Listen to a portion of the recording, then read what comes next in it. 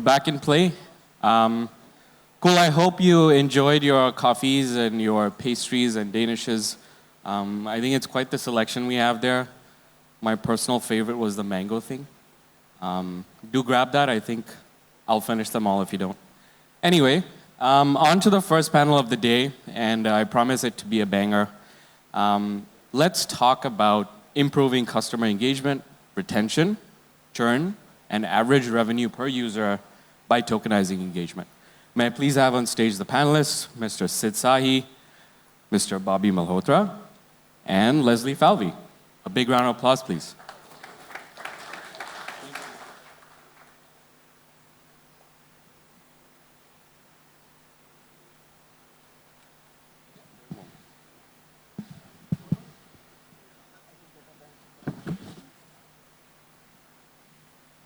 So thanks, DK. Lovely seeing all of you out at the coffee shop and saying hi to a number of you for the first time. Huge vibe. Amazing. So leave it at that. Let's get started with the panel. So I wanted to start off with some data points, and that's where ChatGPT really helps, right? Why are we talking about retention and ARPU and everything else?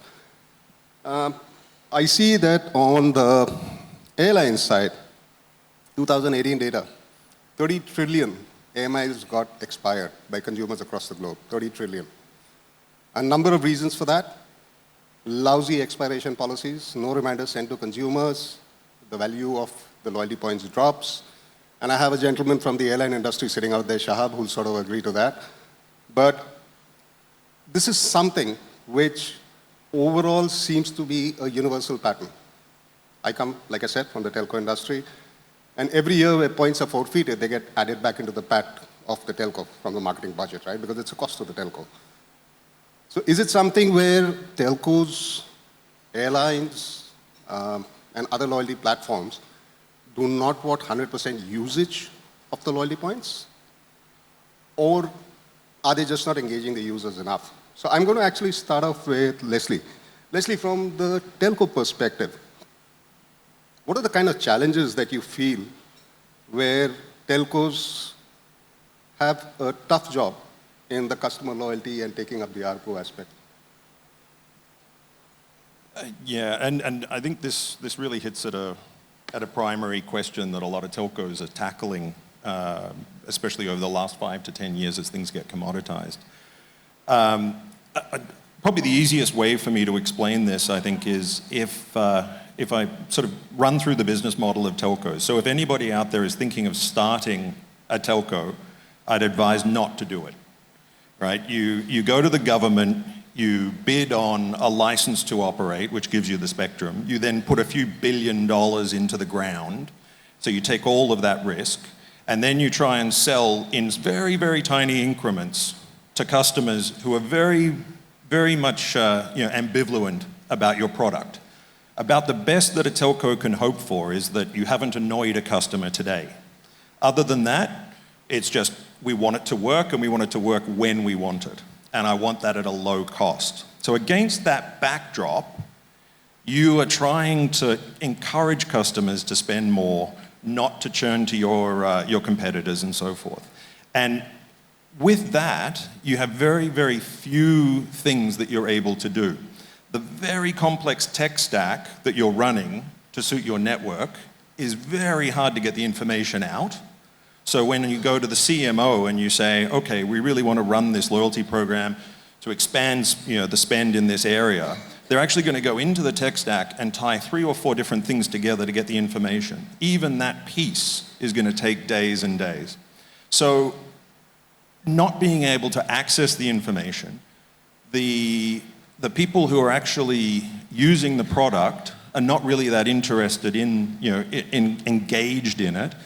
And then you actually have, in most cases, a very limited ecosystem of partners that you're working with that you're really not leveraging enough. So there's a myriad of these technical and business model issues that telcos are facing today that just doesn't allow them to get into a much more actively and engaged loyalty system that some other industries have been able to pull off. Great point. Before I get to Bobby, and I want to ask Bobby this question, because yesterday at Globe, I met with one of the very senior consultants who's advising the CEO of Globe on the B2B business. And he gave me a perspective of Indonesia. The market leader, Telkomsel, is bleeding really badly. IOH is coming up pretty strongly, but slowly. And Bobby, my question to you now in that regard is, where do you feel, with your vast experience, the current trend on the loyalty programs with the telcos is going? And any sort of case studies where you feel that the tokenized incentives have really made an impact? Yeah, thanks, Sid. And great question. And I'll just continue with what Leslie was earlier mentioning, that telcos have been finding it extremely difficult and trying to crack this problem from as long as the first mobile call was done. So this is a problem which has been on the face of the industry for so long, and every telco is doing it. Every telco is doing it in their own way. There is no synergies. They are not even learning from each other. They are not cooperating. They are not collaborating. And that is one, while there are many sources of problem, but that's one root cause of the problem. And what I think TBH is trying to do, and wherever you can bring a unified loyalty point system, I think that would be a big, big first step in the right direction. We are not sure whether it will solve all the problems, but it should solve a lot of problems. And I think where, me being from the telco industry for now like 29 plus years, it's the telcos who have been able to make the loyalty point system more interesting, more interactive, has really made a big edge forward as compared to the other ones. And as you also rightly mentioned, it's a multi-billion-dollar industry, and more than 51% of them are always unused, which means the telcos have to put that much of cash flow and capex. They have to withhold that because they are asked by, of course, the right CFA guidelines. And that's the money what they cannot spend. So that's lost opportunity, lost time, and of course, lost money. And that money is just sitting there in their books because that much of loyalty points have been issued. So again, we need to bring out use cases, applications, and again, strategizing the synergized way where telcos can collaborate with each other. Right now, their egos are just too high. No one telco likes to talk to another telco in the same country. And they are facing the common problems, but they're not trying to find the common solutions. And tokenized way of loyalty points is something which can be a very big potential solution of the problem. We have had some early success with Indonesia, which is Indosat Ooredoo Hutchison, now starting with Globe in Philippines. And I think there are many other countries where TBH is trying to reach out. That would be a big step, but that's not only for telco. Loyalty points are across in every industry: airlines, hotels, retail, pharmacies. You would be surprised to know one of the biggest loyalty programs of the world today are from Starbucks and H&M. So while we are talking telcos, the loyalty points issue touches across each and every industry and vertical. Good insight, and I'm just going to keep the paper aside and ask a very frank question to Leslie. Bobby spoke about a unified program and how it could impact the future. I got a live example of how a market leader is bleeding and losing market share. Could be a myriad of reasons of network or anything else, but in fact, the loyalty program isn't working. So my straight and frank question to you, do you think that the current loyalty program, and not just telcos, but in general across industries, is failing? Yeah, when I look at loyalty programs and the way they're structured, not just telco, but across all industries, a lot of them fall into the same traps, right? They're not clear about the objective they're trying to achieve up front, right? So that immediately becomes visible, not specifically to the customer, but the customer does know something is wrong here, right? So when you have very complex systems that don't have an active engagement from the customer, when you have large amounts of breakage, when the arrangements keep changing, all of these things are big missteps that people are making with programs right now. So the whole concept is still valid, right? Like we all want and kind of need these loyalty programs, but we need to rethink how we're approaching them. We're doing a piece of work in Australia with one of the very large retailers in Australia and helping them on their payments side, and part of that is pulling in some of the loyalty programs. And what we're finding is the biggest change for them is the immediacy, right? If customers are not aware of what they're getting in the points, and it's going to be in an unknown time in the future, they're mentally devaluing it massively. So add on to that complexity, right, where they start to go, well, I don't really understand the rules, so I'm immediately going to value them lower again. And you end up with this discount. So customers are just de-inflating the point value away. So how do you fix that? You have to move it forward. It has to be much more instantaneous. It has to be clear. It has to be an easy redemption process. It has to be valuable, right? All of these things that you need to kind of tick and get right, and you need to get it from your perspective. What am I trying to achieve? Am I trying to actually get customers to be more loyal, to stay with me longer? Am I trying to get customers to increase their spend? Am I simply trying to get all of the customer information to allow me to make smarter choices in the way I market to them? All of those are different characterizations, but most businesses don't approach it that way. They actually just go, oh, we want a loyalty program and we want it to make us more money. So they're trying to do all of these things within it, and it becomes a mess today. So I think there's a huge amount of opportunity out there to do things a little bit differently, do it a bit clearer, and the enablement that we're seeing through a bunch of new technologies coming in is to help to do that. Okay, I'm actually going to pick a point from there, from what you said, and ask Bobby the next question. So Bobby, you've got a huge amount of experience on the telco side and consulting in general for companies like DBH now. Do you think the loyalty programs, which are simple and transparent, are better? Or do you feel the new age that's coming out, which is more interactive and gamified, will actually make a difference? Wow, that's a very good question and a tough one to pick.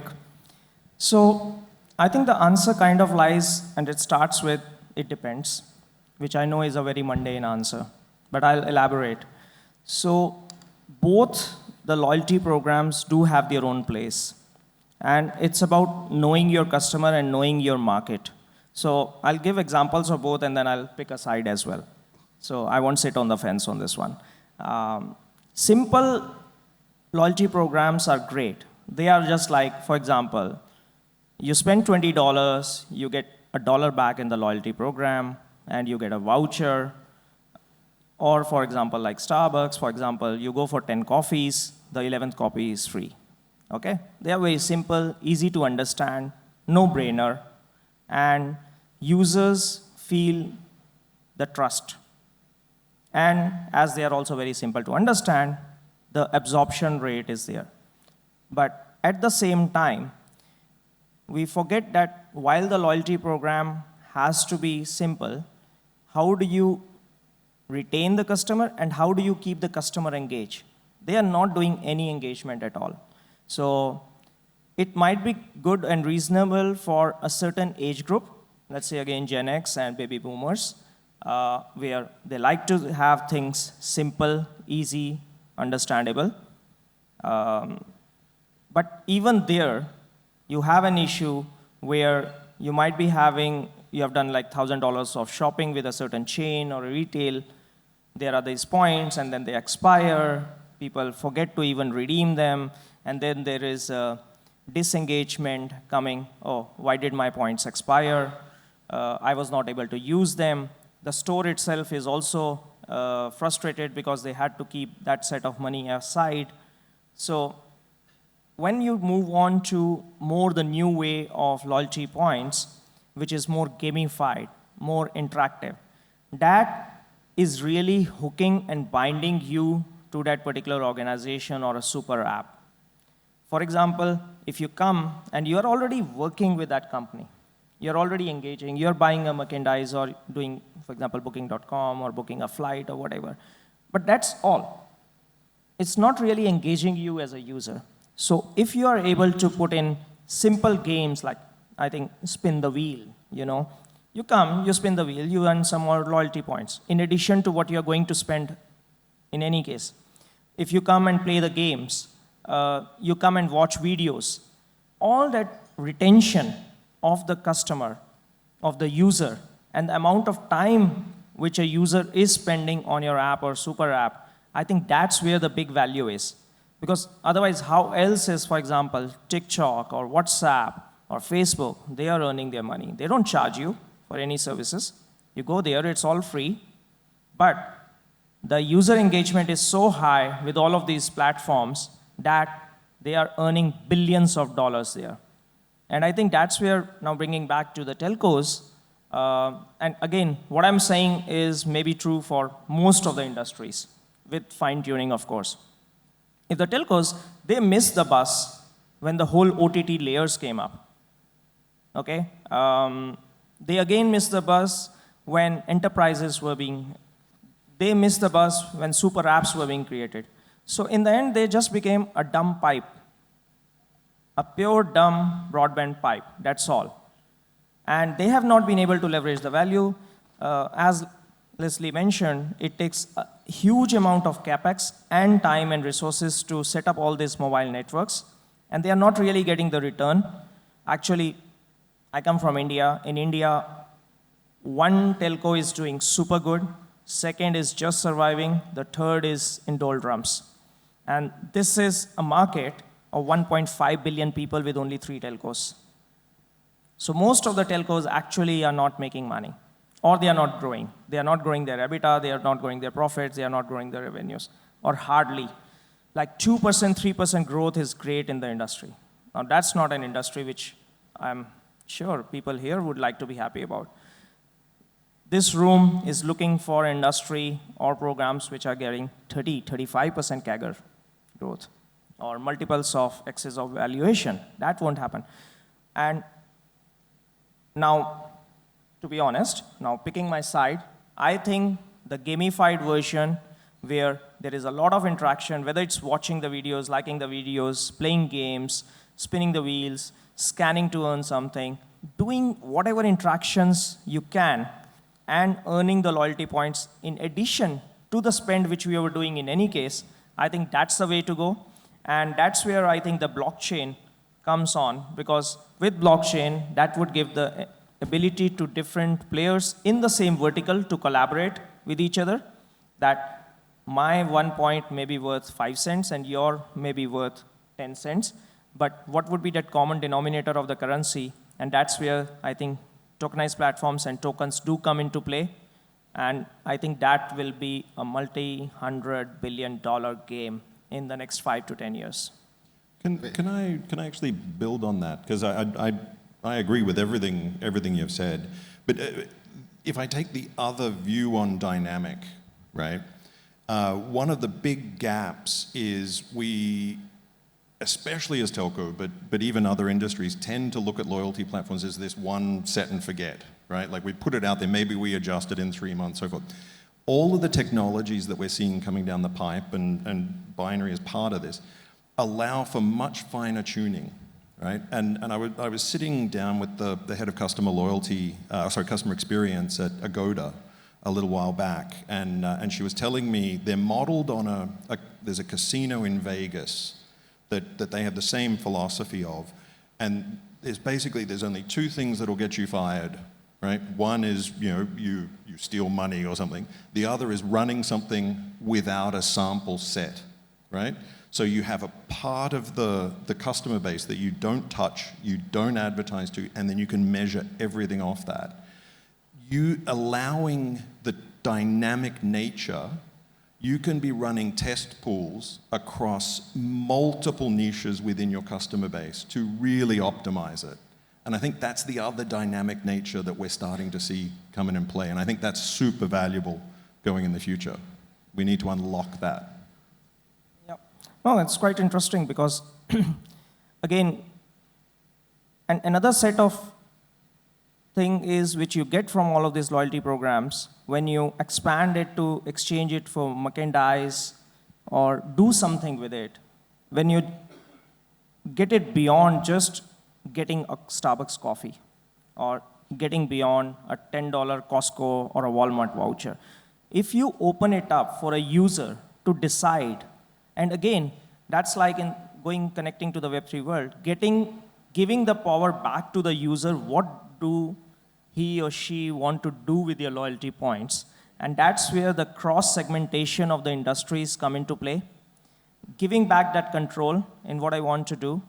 And again, of course, we have the GDPR and all the privacy regulations. I don't want to know whether that loyalty program was spent by Joe or Gilly or Thomas. No, I just need to know whether an individual used it for hospitality, for travel, for leisure. That's it. I'm not interested in the gender, age. No, all of that is useless for me.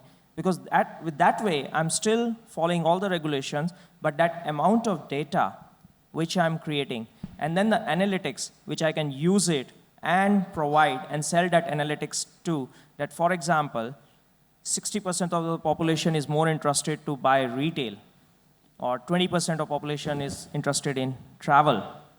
Now that's a big gold mine. And again, coming back to the connections with the telco, which we spoke about earlier as well, there are certain percentage of users to each of the industry. One industry which everyone uses is telecommunications and your mobile broadband. And I think that's where the gold mine lies, or maybe a diamond mine or a crypto mine. Okay. My 2 cents before I sort of ask them to summarize their thoughts. How many of you are from Thailand? If you can raise your hands. Okay, a bare minimum. How many of you have used Temu, the app, the shopping? Oh, yeah, all of you. Quite irritating, right? When you gamify things too much and every time it's on your face, it becomes a little too irritating for a consumer. Vis-a-vis a trip.com or a Agoda, where it's a pleasure because you know the points that you're getting, you're going to use it for that specific purpose and it has value to you. My last question to both of you. I know it's going to be a 50-50, difficult one to pick, but the future. Web 2, Web 3.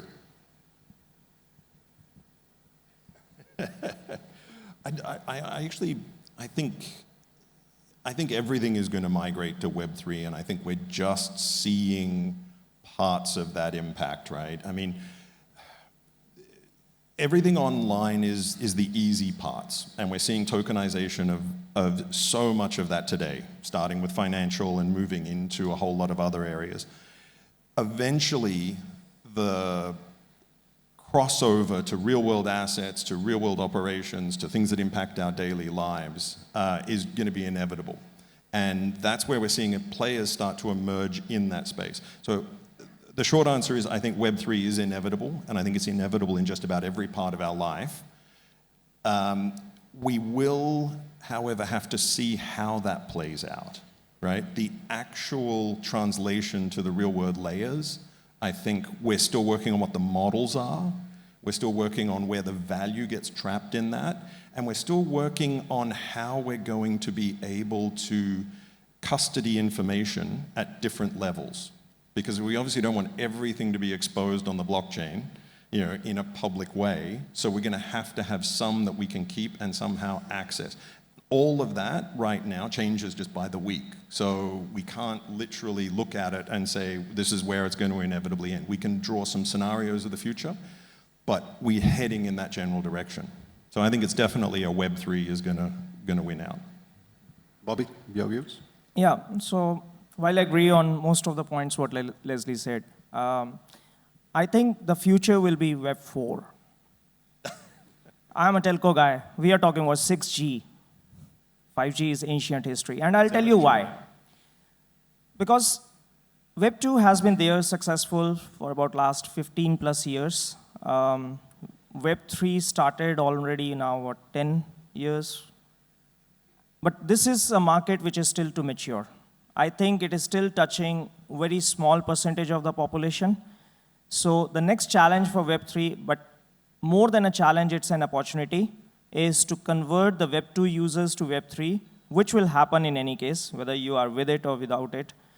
But the speed is accelerating. The acceptance of the blockchain technology, tokenization, that knowledge is increasing day by day. And the reason I say that, in the growing part of the world, that's the younger population.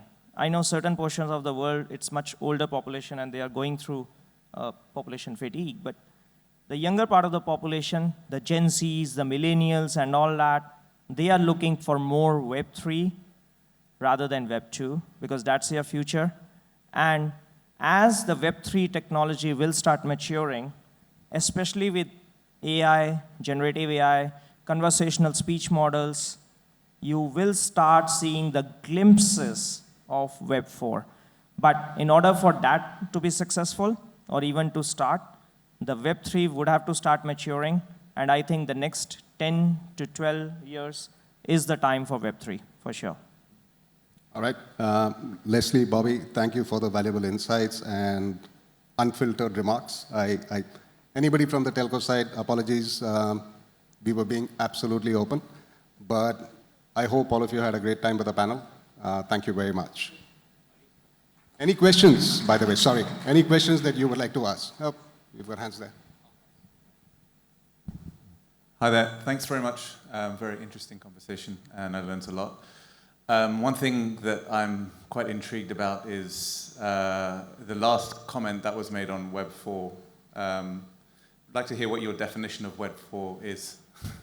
You know, the traditional Web 1, Web 2, Web 3 is Web 1 was read, Web 2 was read, write, so you could control what the content was, and Web 3 is read, write, and then own, so you can own what is on the internet and the digital world. But what's Web 4? Yeah, thanks, great question. And just for the benefit, I think you did capture the definitions very well. So Web 1 was just information. You could just read. Web 2 was you could read and provide your comments and ask it to do different interactions like Facebook, Meta, where you could post your stories so you could contribute to the Web 2 world. Web 3 is where everything of that was centralized. You were not owner of your own data. And Web 3 is where it's a decentralization. You're the owner of your own data, whether it's on finances or anything, or apps. Now, Web 4, with the advent of AI, and again, guys, there are a lot of theories out there and a lot of practical use cases being developed, so it's an advent of a new era. And I have my views, and I'm sure the others would have their own views as well. Web 4 is gonna be where it will be speech. That's how your commands will be. You will not be typing or writing anything onto the models. And some of you have started using it, like assistants, where instead of writing a mail, you dictate a mail. Instead of reading a newspaper, you hear the newspaper or the podcast. And neural, where you won't even have to have speech. With your mind, of course, with the electrical signals. Now, whether in future those chips are going to be implanted, as we have seen in some sci-fi movies, if that's going to be the way, or would it be special glasses, or would it be click of a button? What shape and form that takes doesn't matter. But knowing what you want and the PC or the mobile phone, or even forget the mobile phone, just the chip does what you want it to do, is the future of the Web 4. Yeah.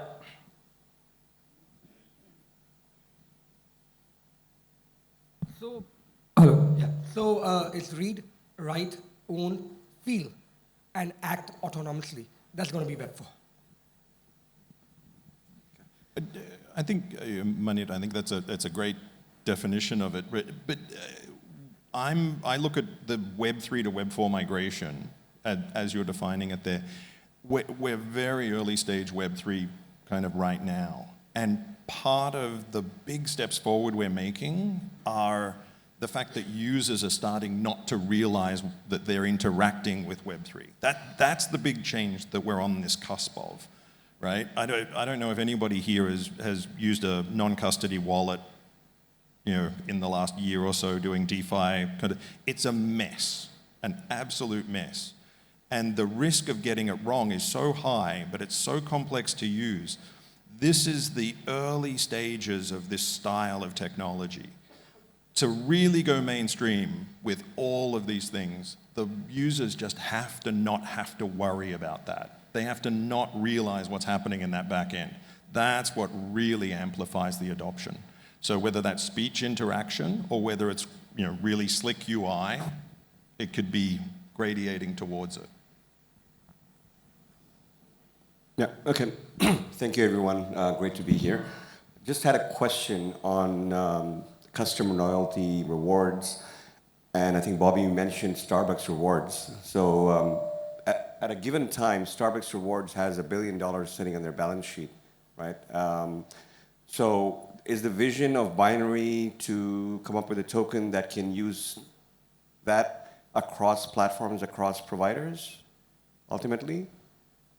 So in one essence, that's the monetization opportunity for a business. But as a consumer, then that gives, like ourselves, the opportunity to transact and trade across different platforms. Is that where TBH is going? I think definitely so. The vision of the company is, first of all, yes, to go across different telcos and not to be limited to one. And second is to go across the industries as well, because that's when you unlock the true potential of the industry and the use cases. And to have one single token behind that as a currency would actually enable all of that to happen. Now, would that be easy? Not really, because you have these big companies, they all think they know the best. But if they don't synergize, it just won't succeed, and it won't be able to get to the next stage of the development, which is happening in any case. So for the mass Web3 adoption, that is one critical must to happen. And we are already seeing people talking way more openly about it than it was like 3 or 4 years ago. There are discussions happening.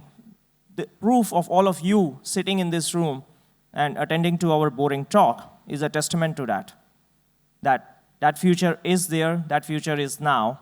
And definitely this is a growth path and a journey which will be a mass amount of wealth creation for the next 10 plus years. I have a question. Yeah, my name is Sainul. I represent E27 Business Singapore. So my question is about, again, rewards. So as of now, loyalty program rewards are points based, right? So do you think it will move forward or move towards to a utility based?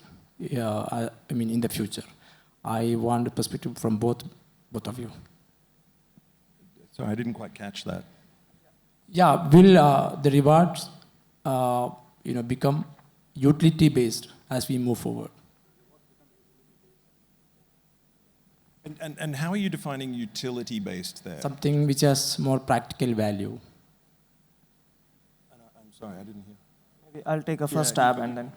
So I think one major portion would definitely be rewards being utility based. That for sure is gonna be there. But I think we have to start thinking of beyond, because your utility based is more of a closed loop economy.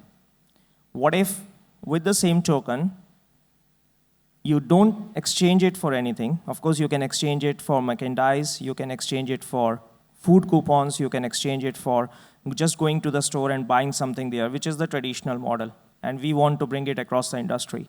But what if you just are holding that token? Because today you have Bitcoin, you have Ether and all that, where you say, no, I don't want to waste it. I've got it at a great value, and I believe in this token, I believe in this cryptocurrency, and would like to wait, and this is my investable asset. Because today it may be 2.5, 3 cents or whatever, and tomorrow it may be $1. That's like 30x. So instead of exchanging it for a utility, you hold it as an asset. And I think that would be really the next big step forward, where this amalgamation of going across the industries and then now linking it to the finance industry or the investing industry, that would be really the big unlock which can then happen. And whoever are the first players in the game, of course, we have seen that in the tradition and the history. There have been brilliant ideas, like for example, Facebook was not the first one to get that idea, right? It was more MySpace, or at least that's what the Hollywood movie tells me. But they unlocked the potential, and whoever was the earliest one, and I'm sure everybody tried to copy and clone later, but chances are the first ones will take the cake, and that's what I believe TBH is trying to do. That's it. I think you may want to add. Overshot the time, so I'm going to take one last question. Leslie, you want to answer to that? I mean, I can talk a little bit about. I mean, so apology if you're meaning utility token from a crypto kind of sense, where the token itself is actually attracting some of the value. I think this is a really early emerging model. We have both utility token models in crypto, and we have the conventional, which you were speaking about, like a loyalty platform program value sense. And the combination of those, I think, does lead to a very powerful piece. But you have to allow customers to self-select, right? The customer has to say, well, I'm not actually interested in holding it, so I am going to trade that for immediate value or perceived value that they have today. Or I'm going to select into, no, save these up. I believe in long-term investment. I might even move into programs that allow me, so whether it's, depositing those for additional yield and so forth. And the models we're seeing pop up today are working quite well on that basis. So I'm not sure if you're familiar with Sweat Token. That's one of the ones that has been quite successful in this area of people saving or spending and making that distinct choice. But I actually ran into a Token 2049, the CEO there, and he was saying they do see that as two different patterns of behavior. Some people accumulate the token and switch it immediately, and others are actually proactively amassing this because they have that view. So you have to play with the different niches to really maximize the value for the people generating the token. Oh, we have a couple of questions. Last one. We'll go to Derek. Thank you, Derek, in advance. Yeah, quick question. I'm Derek. It's really great. I mean, I've been using Marriott Bonvoy or Air Miles for a very long time. And I mean, honestly, I don't see much difference what is going on now, right? I can change my Air Miles to anything I want. I can change my Marriott Bonvoy points to anything I want. I can buy an iPhone.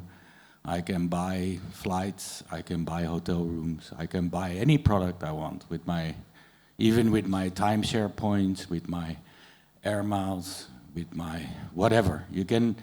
I think that what would be maybe interesting is to look at what I believe also should be a part of BNRY, or maybe is already, I don't know, is how you cross-link all of this, right? And this is, in my opinion, the most important, because I am tired of having 20 apps in my phone, and I have so many loyalty points, and I'm Dutch, so I'm greedy, right? Same as the Indian guys, right? So you understand what I mean? So I would like to have one solution in my phone, and I think that if you present here a lot of stuff, right, and if there is this one, let's say BNRY holding thing on environment or ecosystem, I think that is amazing, right? And I just wanted to comment on that, and the question is, so what is the real difference between Marriott Bonvoy and for as an example, and a new token system or voucher system or whatever it is, or fractional ownership, or same with RWA. Is it really fractional ownership? Or is it timeshare? Is it? I know the answer on that, but that is my specialty. But I'm asking you now the same question on let's say Marriott Bonvoy. Let's give that as an example, or Air Miles and tokenization, which is going on. And don't give me the decentralization stuff, please. I mean, I can give you my perspective. The Marriott Bonvoy program, which I know reasonably well, has really gone downhill for the last few years, right? There used to be a very, very good, solid system that was quite simple and everybody understood. And it was actually used as a model for a lot of the other loyalty programs that are around today. Over the last 3 years, every change that they've introduced has just systematically devalued any points that they already had issued or that you were holding.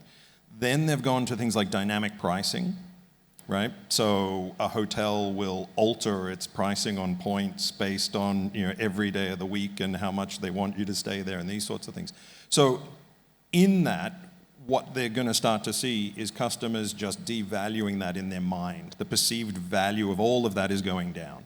And I think what the whole hotel industry is starting to see is people are saying, no, I'm not even going to worry about the points anymore. And that's completely at odds to what they're trying to achieve through the loyalty program. The second part of what you were talking about was sort of a points exchange platform. And there have been a couple of attempts at building this sort of thing. Can I swap these points for those points to redeem something else? Marriott has started to do that, connecting to some of the airline programs and so forth. But if you look at the conversion and all of these sorts of aspects, they're also kind of devaluing the points in that way. If you start to look at the opportunity out there, it's very similar to the exchange, but a unified kind of point system. Right? So if you want to have your own points, okay, you have a conversion ratio. But if you actually just want to issue in one unit, that's the ultimate kind of objective. And I think it builds the trust best with consumers in that way, because they're no longer looking at it and going, well, should I choose this brand or that brand? They're looking at it as, I have one token, I can spend that in many, many ways to redeem. And so I have a much greater perceived value on that token. No one's in control of what that's technically worth, right? And I can see the clear kind of cash out kind of opportunities.